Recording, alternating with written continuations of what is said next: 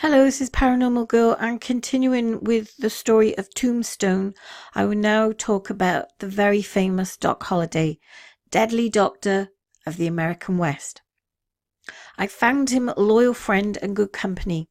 He was a dentist whom necessity had made a gambler, a gentleman, whom disease had made a vagabond, a philosopher who life had made a caustic wit, a long, lean, blonde fellow nearly dead with consumption, and at the same time the most skilful gambler, and nerviest, speediest, deadliest man with a six-gun I ever knew. Wyatt Earp speaking of Doc Holliday. Doc Holliday's father, Henry B. Holliday, was a trained pharmacist who served in several wars, including the Cherokee Indian War, the Mexican War, and a major in the Confederate Army. After serving in the Mexican War, he returned to his home in Griffin, Georgia, with an orphan Mexican boy named Francisco Hidalgo. On January the 8th, 1849, Major Holliday married Alice Jane McKay, and within just a year they had a daughter, Martha Eleanor, who died in infancy. On August the 14th, 1851, John Henry Doc Holliday was born. In 1857, Major Holliday inherited a piece of land in Valdosta, Georgia, and moved Alice, John, and Francisco to Lowndes County, where John Henry attended grade school at the Valdosta Institute, studying Greek, Latin, and French. Major Holliday quickly became one of the town's leading citizens, serving 2 terms as mayor and acting as secretary to the County Agricultural Society, a member also of a Masonic lodge, secretary of the Confederate Veterans Camp, and a superintendent of local elections. When Doc was just 15, his mother died in September the 16th, 1866, of consumption, later called tuberculosis. This was a terrible blow to the teenager, as his relationship with his mother was very close. Compounding this loss, his father remarried only 3 months later. The family's status in the community, as well as the fact that his cousin Robert Holliday founded the Pennsylvania College of Dental Surgery, probably encouraged John's choice of profession. In 1870, he enrolled in the college in Philadelphia on March 1st, 1872, and he was conferred the degree of Doctor of Dental Surgery, along with 26 other graduates. Shortly after graduation, Doc Holliday began work as a dentist in the office of Dr. Arthur C. Ford in Atlanta. Though an educated and a respected man, John Henry was a hot-tempered Southerner and quick to use a gun. On one occasion, there were Negroes swimming in his favourite swimming hole, and the outraged Doc started shooting over their heads. While one of the black men shot back, no one was killed. This seems to be the first account of Doc's love affair with the six-shooter, and the stories of the incident vary.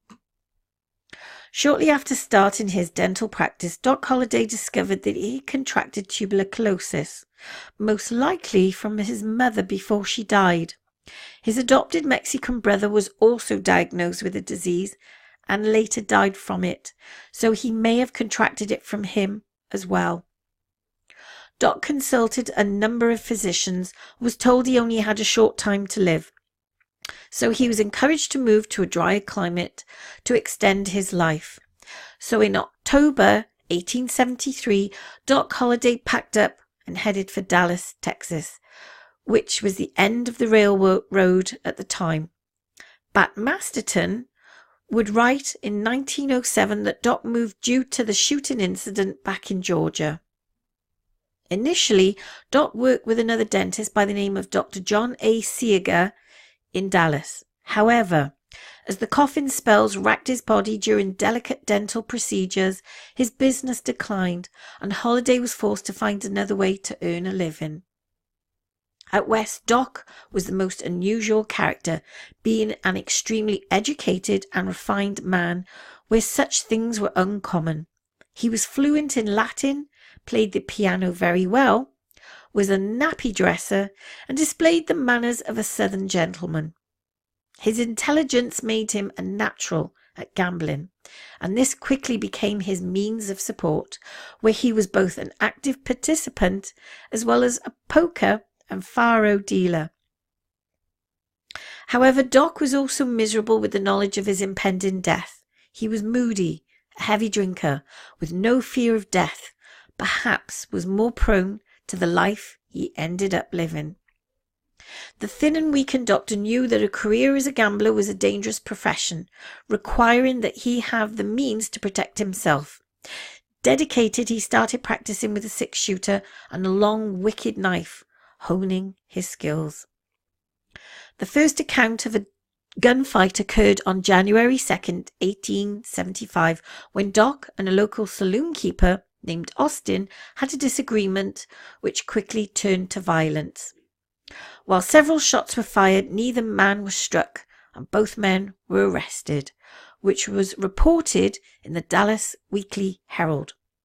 At first, the local citizens thought the gunfight was amusing, until just a few days later when Doc again got into a disagreement, this time killing a prominent citizen with 2 carefully aimed bullets.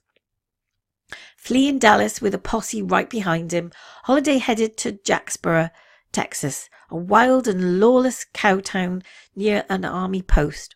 Doc found a job dealing faro, now carrying a gun in a shoulder holster and another on his hip, along with the knife. Having become an expert shot, he was involved in 3 more gunfights in a short amount of time. Though he left 1 man dead in these gunfights, no action was taken against him in the lawless cow town. However, in the summer of 1876, the disagreement again led to violence, resulting in Doc's killing a soldier from Fort Richardson, which brought the United States government into investigation. A reward was offered for his capture and was aggressively pursued by the Army, Texas Rangers, and the U.S. Marshals, local lawmen, and simple citizens anxious to collect the bounty. Aware of the imminent hanging if captured, Doc fled for his life to Apache County in Kansas Territory, now called Colorado, making stops along the way in Pueblo, Leadville, Georgetown, and Central City. He left 3 more dead bodies in his wake. Finally settling down in Denver, he assumed the name of Tom McKay while dealing faro at Babbitt's house. Relatively unknown for a while, that changed when he got involved in an argument with Bud Ryan, a well-known gambling tough. A fight ensued and Doc nearly cut Ryan's head off with his lethal knife. Though Ryan survived, his face and neck were terribly mutilated. Public resentment forced Doc to run again, first to Wyoming, then New Mexico, and finally back to Texas, where at Fort Griffin he would meet both Wyatt Earp and Big Nose Kate. While dealing cards at John Shaughnessy's saloon, Doc met Mary Catherine Elder Haroni, who went by many names but was most often known as Big Nose Kate. While the dance hall girl and prostitute was attractive, she did have a prominent nose. Kate was tough, stubborn, and with a temper that matched Doc's. She said she worked the business because she liked it, because no man nor to any house. She belonged, to no man nor to any house. Wyatt Earp, travelling from Dodge City, was on the trail of a train robber by the name of Dave Rudabaugh. After having been issued an acting commission as U.S. Deputy Marshal to pursue the outlaw out of state, he followed Rudabaugh's trail for 400 miles. Wyatt visited the largest saloon in town. Shaughnessy's asking about Rudabaugh, owner John Shaughnessy said that Rudabaugh had been there earlier in the week and didn't know where he was bound. He directed Wyatt to Doc Holliday, who had played cards for Rudabaugh. Wyatt was sceptical about talking to Holliday, as it was well known that Doc hated lawmen. However, when Wyatt found him that evening at Shaughnessy's, he was surprised at Holliday's willingness to talk. Doc told Wyatt that he thought Rudabaugh had back-trailed to Kansas. Wyatt wired this information to Bat Masterton, sheriff in Dodge City, and the news was instrumental in apprehending Rudabaugh. The unlikely pair formed a friendship in Shanassies that would last for years. In 1877, Doc was dealing cards to a local bully by the name of Ed Bailey, who was accustomed to having his own way without question. Bailey was unimpressed with Doc's reputation, and in an attempt to irritate him, he kept picking up the discards and looking at them. Looking at the discards was strictly prohibited by the rules of Western poker, a violation that could force the player to forfeit the pot. Though Holliday warned Bailey twice, the bully ignored him and picked up the discards again. This time Doc raked in the pot without showing his hand, nor saying a word. Bailey immediately brought out his pistol from under the table, but before the man could pull the trigger, Doc's lethal knife slashed the man across the stomach. With blood spilled everywhere, Bailey lay sprawled across the table. Knowing that his actions were in self-defense, Doc did not run. However, he was still arrested and incarcerated in a local hotel room. There being no jail in the town, bully or no, a vigilante group formed to seek revenge on Holliday. Knowing that the mob would quickly overtake the local woman, Big Nose Kate, devised a plan to free Doc from the confines. Setting a fire to an old shed, it began to burn rapidly, threatening to engulf the entire town. As everyone else was involved in fighting the fire, she confronted the officer guarding Holliday with a pistol in each hand, disarmed the guard, and the two escaped. Dodge City. Hiding out during the night, they headed to Dodge City on stolen horses in the morning. Registering at Deacon Cox's boarding house as Dr. and Mrs. J. H. Holliday, Doc so appreciated what Kate did for him that he was determined to make her happy and give up gambling, hanging up his doctor shingle once again. In return, Kate promised to give up the life of prostitution and stop hanging about the saloons. However, Kate couldn't stand the quiet and boredom of respectable living. She told Doc that she was going back to the bright lights and excitement of the dance halls and gambling dens. Consequently, the two split up, as they were destined to do many times during the remainder of Doc's life. Doc went back to gambling, frequenting the Alhambra and the dealing cards at the Long Branch Saloon. Though Dodge City citizens thought the friendship between Wyatt and Doc was strange, Wyatt ignored them, and Doc kept to the law while in Dodge City. One night, while Doc was dealing faro in the Long Branch Saloon, a number of Texas cowboys arrived with a herd of cattle. After many weeks on the trail, the rowdy cowboys were ready to let loose.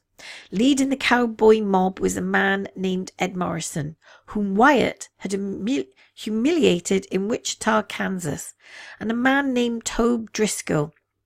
The cowboys rushed the town, galloping down Front Street with guns blazing, blowing out shop windows. Entering the Long Branch Saloon, they began harassing the customers. When Wyatt came through the front door, he came face to face with several awaiting gun barrels. Stepping forward, Morrison sneered, "Pray and jerk your gun. Your time has come, Earp." Suddenly a voice sounded behind Morrison. "No, friend, you draw, or throw your hands up." It was Doc, his revolver to Morrison's temple. Doc had been in the back room, his card game interrupted by the havoc out front. "Any of you bastards pull a gun, and your leader here loses what's left of his brains." The cowboys dropped their arms. Wyatt rapped Morrison over the head with his long barrel Colt. Then, relieving Driscoll and Morrison of their arms, he ushered them to Dodge City Jail. Wyatt never forgot the fact that Doc Holliday saved his life that night in Dodge City.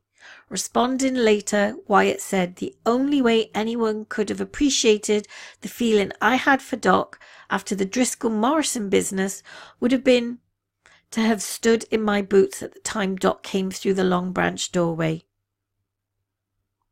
Later, Kate and Doc, in their constant love-hate relationship, had another of their frequent violent quarrels. Furious, Doc saddled his horse and headed out, winding up Trinidad, Colorado. Shortly after he arrived, he was goaded into a fight by a young gambler named Kid Colton. The Kid, either wishing to make himself a reputation or very unaware of Doc's gunmanship, wound up in the dusty street with 2 bullets. Not wanting to linger, Doc rode on to Las Vegas, New Mexico, where in late summer of 1879 he hung out his shingle for the last time. However, this idea was short-lived. Only a few weeks later, he bought a saloon. In late August 1879, Doc got into an argument with a local gunman named Mike Gordon. The two took the argument to the street, where Doc politely invited Gordon to start shooting whenever he felt like it. Gordon obviously accepted this invitation and wound up dead with 3 shots in his belly. Again, a lynch mob formed, with plans to lynch Holliday, and Doc headed back to Dodge City. However, he arrived only to find that Wyatt had gone to a new silver strike in a place called Tombstone, Arizona. Big Nose Kate was also nowhere to be seen in Dodge City. There being nothing to hold him there, Doc struck out westbound for Tombstone. Unknown to Doc, Big Nose Kate was also en route to the new boom town of Tombstone. The two ran into each other at Prescott, Arizona. Doc was winning heavily at the tables and pocketing $40,000 in winnings. Kate was happy to keep him company. In the early summer of 1880, the two headed to Tombstone. When Doc arrived in Tombstone, not only did he find Wyatt, but all the Earp brothers, including Morgan from Montana, James, who travelled with Wyatt from Dodge City, and Virgil from Prescott, where he had just been made a deputy U.S. Marshal. Wyatt and his brothers were mining silver, and James was dealing faro at Vaughan's saloon. Virgil appointed Wyatt as the acting city marshal, and also swore in Morgan as an officer. When the Earps had arrived in Tombstone, the outlaw Clanton gang had been running roughshod over the territory and immediately resented the Earps' arrival. Old Man Clanton, his sons Ike, Finn, and Billy, and McClory brothers, Frank and Tom Curly Bill Brockus, and John Ringo, and their followers lost no time in expressing their displeasure. Holliday was a welcome addition to the Earps' fight with the cowboy faction. Shortly afterwards, Kate was running a boarding house in Globe, Arizona, some 170 miles away from Tombstone. However, she was known to often stay with Doc when she visited. In October 1880, Doc had a dispute with a man by the name of Johnny Tyler in the Oriental Saloon. Though Tyler quickly hightailed it out of the saloon, Doc and the saloon owner, Milt Joyce, continued to argue. As usual, the argument turned violent, and Doc, who was drunk at the time, fired several shots, hitting Joyce in the hand with his bartender Parker in the toe of his left foot. In retaliation, Milt struck Doc on the head with a pistol. Doc was arrested and charged with assault with a deadly weapon, and found guilty and fined $20 for assault and battery, plus $11.25 court costs. Many times when Big Nose Kate visited Holliday, they were known to have frequent arguments, most of which were not serious, until Kate got drunk. Often her drunkenness would escalate to abuse, and in early 1881, Doc had finally had enough and threw her out. On March the 15th, 1881, 4 masked men attempted to hold up a stagecoach near Contention, and in an attempt killed the stage driver and a passenger. The cowboy faction immediately seized upon the opportunity and accused Doc Holliday as being one of the hold-up men. The sheriff, who was investigating the hold-up, found Kate on one of her drunken binges. Still berating, Doc had thrown her out. Feeding her yet even more whiskey, the sheriff persuaded her to sign an affidavit that Doc had been one of the masked highwaymen and had killed the stage driver. While Kate was sobering up, the Earps were rounding up witnesses who could verify Doc's whereabouts on the night in question. When Kate realised what she had done, she repudiated her statement and the charges were thrown out. But for Doc, this was the last straw, for Kate was given some of her money. He put her on a stage out of town. Throughout the summer of 1881, the threats against the Earp brothers by the Clantons increased. The cowboys, as they were referred to, were often heard telling bar stories of how they were going to send Wyatt Earp to Boot Hill. On Tuesday, October the 25th, Ike Clanton spent the day getting drunk, moving from one saloon to the next, and making threats against the Earps and Holliday to any who would listen. That night, he made his way to the Occidental Saloon for a card game with Tom McClory. An angry Doc Holliday, who'd heard the boasts, confronted him. "I heard you're going to kill me, Ike," he said. "Get out your gun and commence." Virgil, a U.S. Deputy Marshal, Wyatt, an appointed and acting City Marshal by Virgil, and Morgan, also a sworn officer, were present during the confrontation. Virgil told Doc and Ike that he would arrest them both if they continued the argument. Though boasting violence throughout the day, Clanton was unarmed, and finally Virgil drew Holliday away. But Clanton followed, promising to kill you tomorrow when the others come to town. Spotting Wyatt on the streets and fired up, Clanton continued, "Tell your consumptive friend, your Arizona Nightingale, he's a dead man tomorrow." To which Wyatt just turned and replied, "Don't you tangle with Doc Holliday. He will kill you before you've begun." Ike's parting shot was, "Get ready for a showdown." Wednesday, October 26, 1881, was an overcast and windy day. The Earps, in anticipation of trouble, woke early. As Virgil watched from his hotel room, he saw Billy Clanton ride into town, accompanied by friend Billy Claiborne. They met the McClory brothers and Ike Clanton on Allen Street. Ike was looking for Holliday, but before he could find him, Virgil and Morgan confronted him. Ike, bracing a shotgun, exchanged words with the two, but when Clanton raised his rifle, Virgil subdued him, impounding his rifle and dragged him before Justice of Peace Wallace, who fined Ike $27.50 for carrying firearms in the city. Wyatt and Tom McClory, both hearing what had happened, met at the judge's door at the same time, literally bumping into each other. Though Wyatt apologized, McClory insulted him, and in return, Wyatt brought his gun down on McClory's head. Later that morning, the cowboys met at Sprangenberg's, a gunsmith's shop. Then Frank McClory rode his horse onto the broad walk, frightening pedestrians off its path outside the gunsmith's shop. Wyatt grabbed the reins of the horse leading to the streets as McClory yelled profanities. After this latest confrontation, the outlaws retreated in a group around the corner off Allen Street. With all of the tension, there was bound to be a fight. Several members of the town's citizens' committee offered their assistance to the Earp brothers, but thanking them, Wyatt said it was his and his brothers' responsibility as law officers. Then John Behan, the county sheriff, appeared, pronouncing Ike Clanton and his crew on the Fremont Street talking gun talk. Eventually, Ike Clanton and the two McClorys, Billy Clanton and Billy Claiborne, were meeting in a vacant lot, planning to bushwhack Doc Holliday, who passed that way every morning.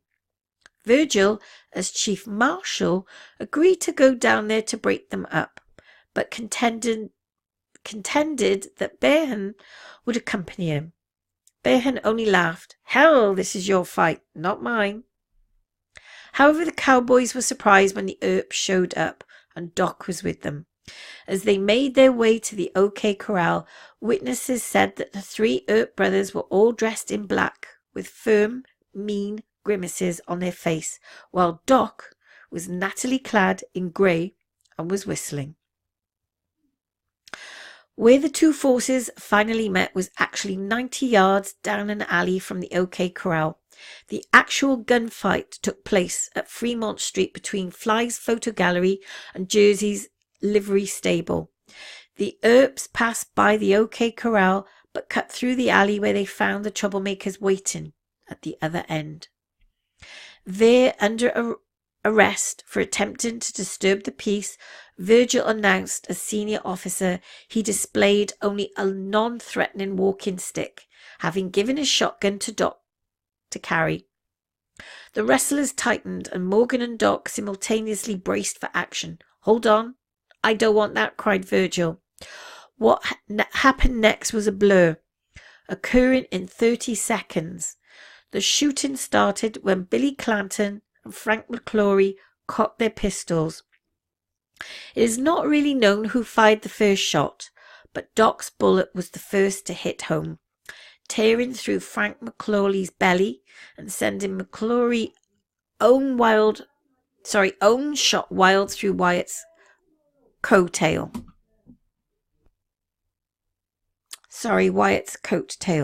Billy Clanton fired at Virgil, but his shot also went astray when he was hit with Morgan's shot through his ribcage.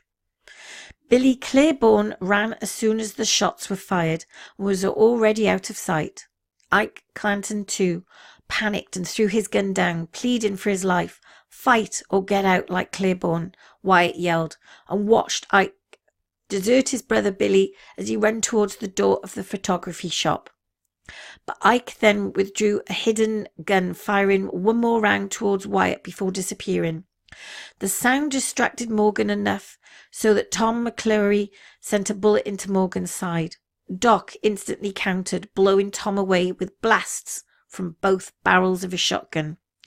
Desperately wounded and dying, Billy Clanton fired blindly into the gun smoke encircling him, striking Virgil's leg. Wyatt responded by sending several rounds into Billy. Then it was silent, and the townspeople ran from their homes and shops and wagons, and they were to convey wounded Morgan and Virgil to their respective homes, and doctors followed. The 30-second shootout left Billy Clanton, Frank McClory, and Tom McClory dead. Virgil Earp took a shot to the leg, and Morgan suffered a shoulder wound. As Wyatt stood still stunned, Sheriff Bearhan appeared, advising him he was under arrest. The Earps and Doc Holliday were tried for murder, but it was determined that the Earps acted within the law.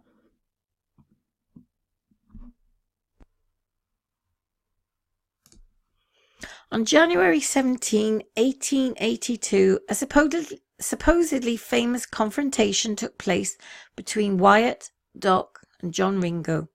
Many writers would say that John Ringo challenged the Earp brothers and Holliday, but this cannot possibly be true, as Virgil and Morgan were incapacitated with painful wounds from the shootout. So, while Ringo might have offered the challenge, he obviously wasn't running much risk, as there was little chance that they could accept.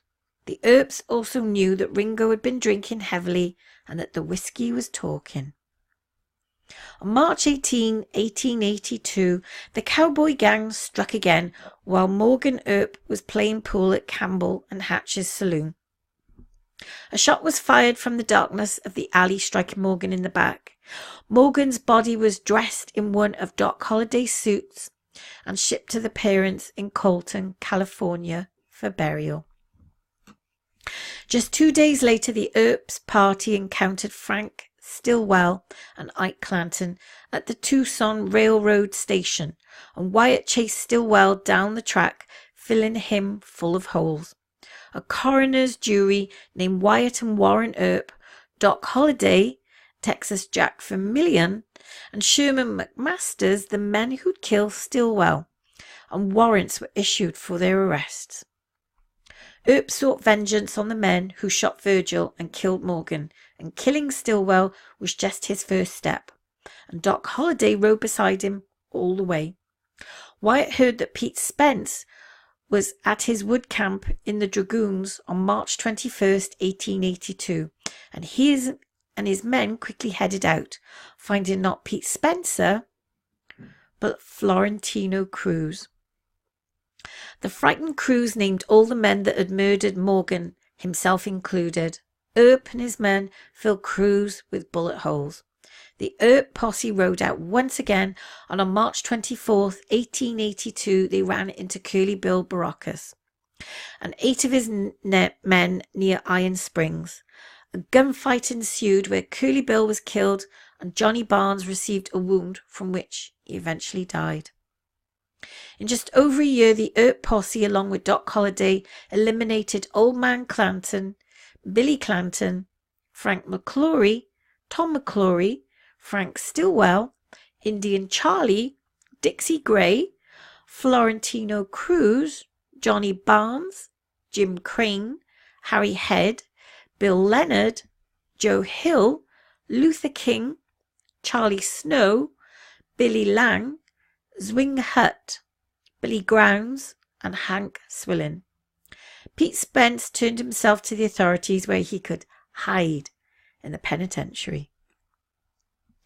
In May 1882, Wyatt and Doc left Tombstone, swearing they would never return, but still vowing vengeance on Ringo, Clanton, Spence and Swilling if they could ever find them. Riding their horses to Silver City, New Mexico, they sold them, rode a stage to Deming, and boarded a train for Colorado. Shortly after arriving in Denver, Doc was arrested by a man named Perry Malan. Some people thought that Perry Malone was actually the brother of Johnny Tyler, a foe of Holliday and would-be gunman that Doc ran out of Tombstone.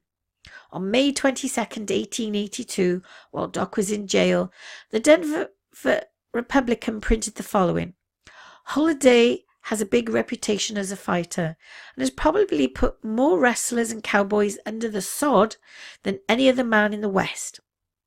He has been the terror of the lawless element in Arizona, and with the Earps was the only man brave enough to face the bloodthirsty crowd which has made the name of Arizona a stench in the nostrils of decent men.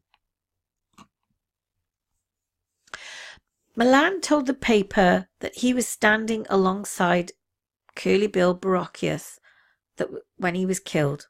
Doc related his thoughts as to that 8 wrestlers rose up from behind the bank and poured from 35 to 40 shots at us. Our escape was miraculous. The shots cut our clothes and saddles and killed 1 horse, but did not hit us. I think we would have been killed if God Almighty wasn't on our side. Wyatt Earp turned loose with a gunshot and killed Curly Bill. The 8 men in the gang which attacked us were all outlaws, for each of whom a big reward had been offered. If Malan was alongside Curly Bill when he was killed, he was with one of the worst gangs of murderers and robbers in the country. Finally, Doc's troubles concerning extradition to Arizona ended. On May 30th, 1882, the Rocky Mountain News printed: Doc Holliday's case was finally disposed of by Governor Pitkin yesterday. His Excellency decided that he could not honour the requisition from Arizona. The District Attorney's office was represented by Honourable I.E. Barnum, Assistant District Attorney, who was accompanied in his visit to the Governor by Deputy Sheriff Linton and Sheriff Paul of Arizona, among others present, with Deputy Sheriff Masterton, Bat of Trinidad, and several friends of Holliday. Doc left Denver, supposedly travelling to Pueblo in Colorado.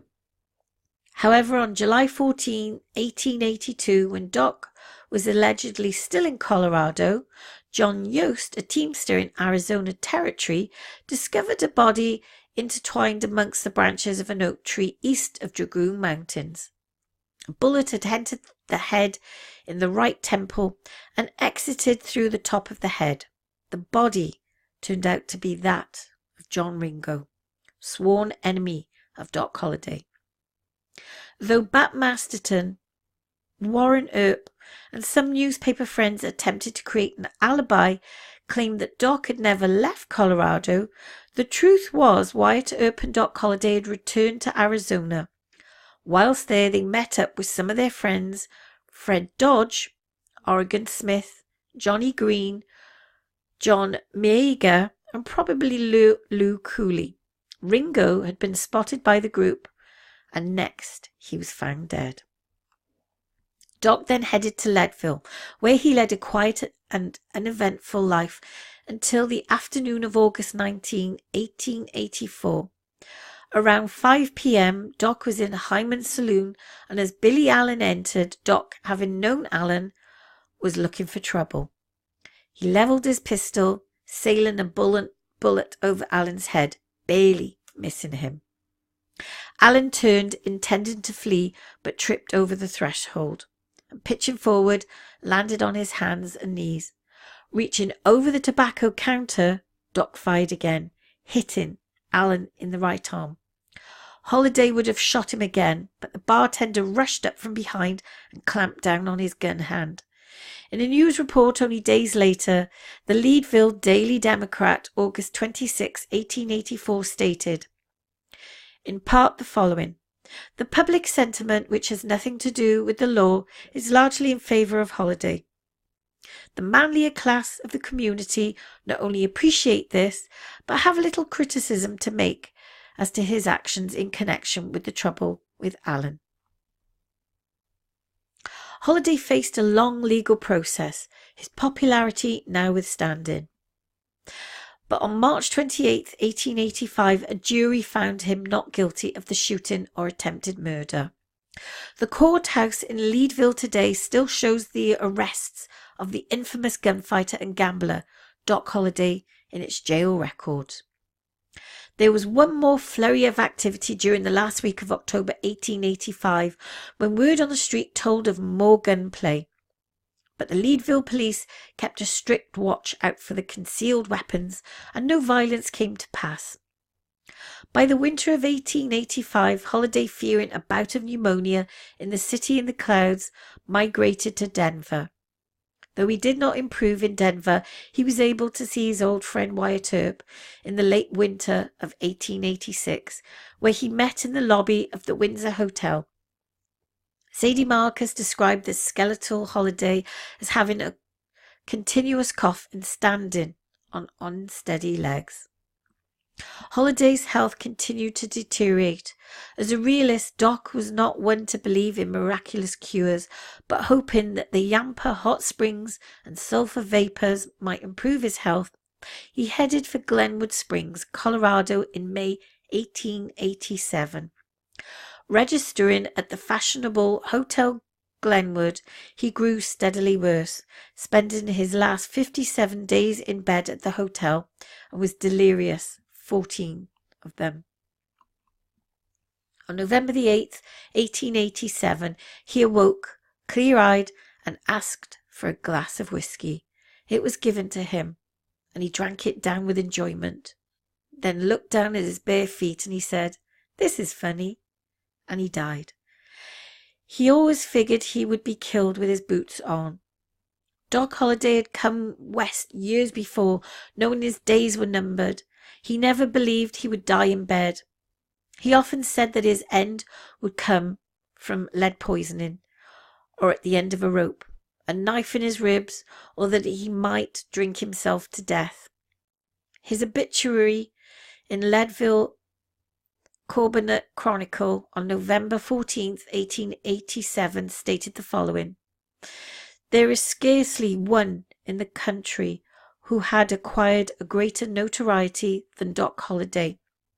He enjoyed the reputation of being one of the most fearless men on the frontier, and whose devotion to his friends in the climax of the fiercest ordeal was indistinguishable. It was this, more than any other faculty, that secured for him the reverence of a large circle who were prepared on the shortest notice to rally to his relief." The Glenwood Springs Cemetery sits high upon a steep hill, overlooking the valley below. But at the time of his death, the steep road was too icy, so they buried him at the bottom of the hill. And though a marker sits in the cemetery, his actual remains are probably buried in someone's backyard. Doc Holliday claimed he almost lost his life a total of 9 times. 4 attempts were made to hang him, and he was shot at 5 times. How many men Holliday killed is unknown.